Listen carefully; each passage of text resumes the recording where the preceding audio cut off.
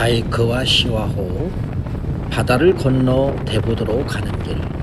바이크를 타고 대부도를 향하는 사람이라면 반드시 만나게 되는 길이 있습니다.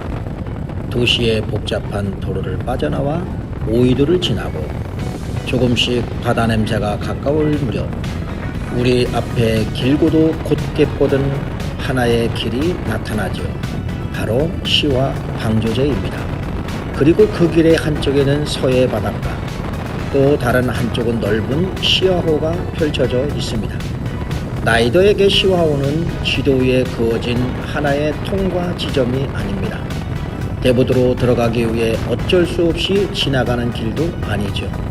어쩌면 대부도 여행은 대부도에 도착하면서 시작되는 것이 아니라 시와호 위로 바이크의 앞바퀴가 들어서는 바로 그 순간부터 이미 시작되는 것이지요.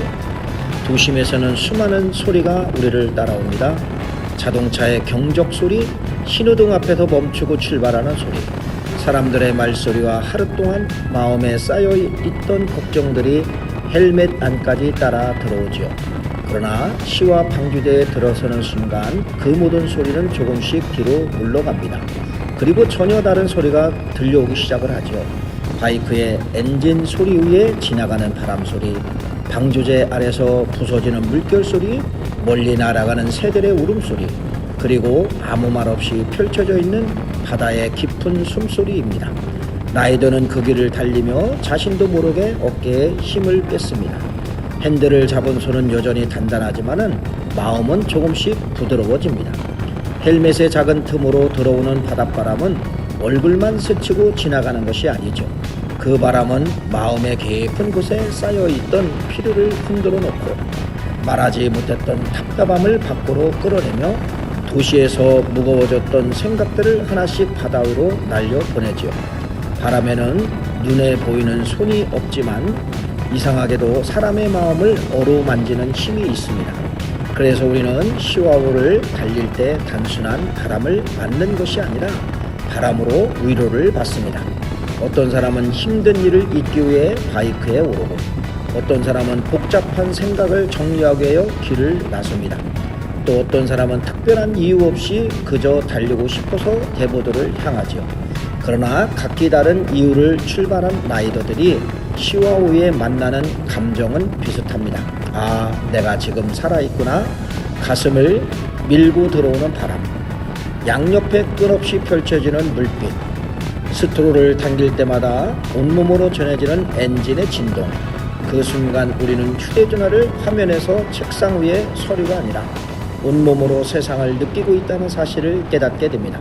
자동차는 바다를 바라보며 이 길을 통과하지만은 바이크는 바다와 바람 사이를 직접 지나갑니다. 자동차의 창문은 바람을 막아주지만은 바이크는 바람을 막아줄 벽이 없습니다. 그래서 때로는 춥고 때로는 바람이 거칠며 때로는 옆에서 불어오는 강풍 때문에 핸들을 더욱 단단히 붙잡아야 합니다. 하지만 바로 그 불편함 때문에 라이더는 시와호를 더욱 선명하게 기억을 합니다. 편안하게 바라본 풍경은 사진으로 남지만은 온몸으로 견디며 통과한 풍경은 가슴속에 추억으로 남기 때문입니다. 시와호라는 이름에는 그 지역의 역사가 담겨져 있습니다. 시와라는 이름은 방조제가 연결하는 시흥의 시자와 화성의 화를 합하여 만들어졌습니다.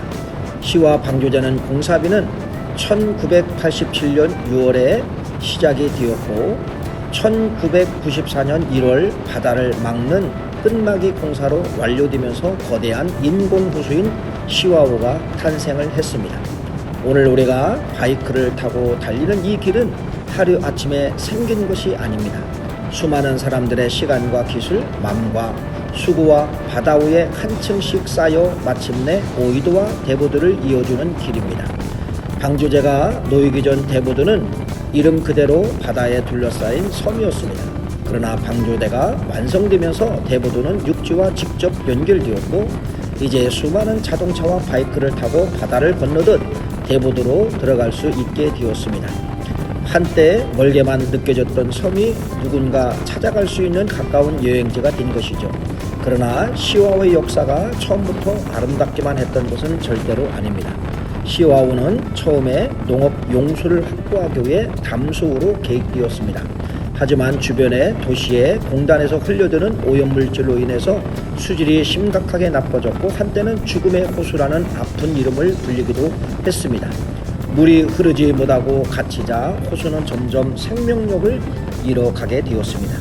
그것은 우리에게 중요한 사실을 설명해 줍니다.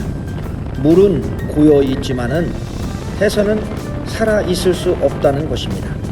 아무리 많은 물을 품고 있어도 들어오고 나가는 흐름이 끊겨지면은 그 물은 결국 숨을 잃게 되는 것이죠.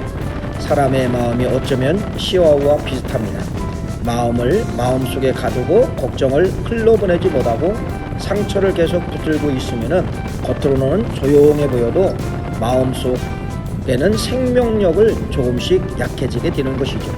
시와우가 다시 살아난 것은 물을 무조건 가두었기 때문이 아니라 다시 바다와 통하게 했기 때문입니다. 정부는 결국 담수화를 포기하고 시와우를 바닷물이 들어오는 해수로 관리하기로 결정을 하지요.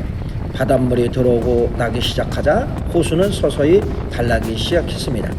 물의 흐름이 회복되었고 수질이 개선되기 시작을 했으며 새와 물고기와 여러 생물이 다시 돌아왔습니다. 죽음의 호수라고 불리웠던 곳이 다시 생명을 품은 호수로 변하기 시작을 한 것이죠. 그래서 오늘날 시와우는 단순한 인공 호수가 아닙니다. 실패를 감추지도 않고 잘못된 방향을 바꾸며 다시 살아난 회복의 호수이죠. 라이더가 시와우를 달리며 느끼는 바람도 어쩌면 그 회복의 이야기와 닮았을 것입니다. 바람은 한 곳에 머무르지 않습니다. 불어오고 스쳐 지나가고 다시 먼 곳으로 흘러가죠. 우리의 근심도 이렇게 흘러가야 합니다. 오늘 해결하지 못한 문제를 끝없이 가슴에 가두어 둘 이유가 없습니다. 시와우의 바람에 조금은 내려놓아야 합니다. 시와우 위에 달리는 몇십 분 동안이라도 무거운 마음을 바람에 맡겨야 합니다. 그래야 다시 살아갈 힘이 생기죠. 시와우는 바람만 흐르는 것이 아닙니다. 민물과 썰물이라는 바다의 거대한 움직임이 흐르고 있습니다. 그리고 사람들이 이 자연의 힘을 이용해 전기를 생산하는 시와우 조력발전소를 세웠습니다. 시와우 조력발전소는 25.4메가와트급 발전기가 10대가 설치되어 있으며 전체 설비 용량은 254메가와트가 됩니다. 밀물대 바깥 바다의 수위가 높여지면 바닷물이 시와우 안으로 돌아오면서 발전기를 돌리고 그 힘으로 전기를 만들어 줍니다. 연간 발전량은 552기가와트로 약 50만 명 규모의 도시에 공급할 수 있는 전력량입니다. 또한 화석 연료로 사용을 줄이고 매년 약 31만 5천 톤의 이산화탄소 배출을 줄이는 효과도 기대할 수 있습니다. 우리가 무심코 맞이하고 지나가는 그 바람과 물결이 누군가의 집에 불을 밝히고 도시를 움직이며 수많은 사람의 일상을 지탱하는 에너지가 되고 있는 것이죠. 생각해보면 참 놀라운 일입니다. 라이더에게 바람은 달리는 기쁨을 주는 존재이지만은 시와우에서 바다의 움직임을 전기로 만드는 힘이 됩니다. 자연은 큰 소리로 자신을 자랑하지 않습니다. 밀물은 조용히 들어오고 썰물은 말없이 흘러갑니다. 그러나 그 반복 속에 도시 하나를 밝힐 만한 강한 에너지가 숨어 있습니다. 이렇게 시와우는 모든 사람에게 유익을 주는 그러한 바다로 발전되었습니다. 오늘날 시와우가 없다고 하면은 전기도 생산할 수 없었고, 시와우가 없었다고 하면은 바이크를 타는 사람들에게는 먼 길을 돌아가서 대부도를 가야 됩니다. 시와우는 이렇게 많은 사람들에게 또 생물들에게 유익을 주는 그러한 바다로 발전되었습니다. 시와우를 사랑합니다. 오늘도 안전 운행하십시오.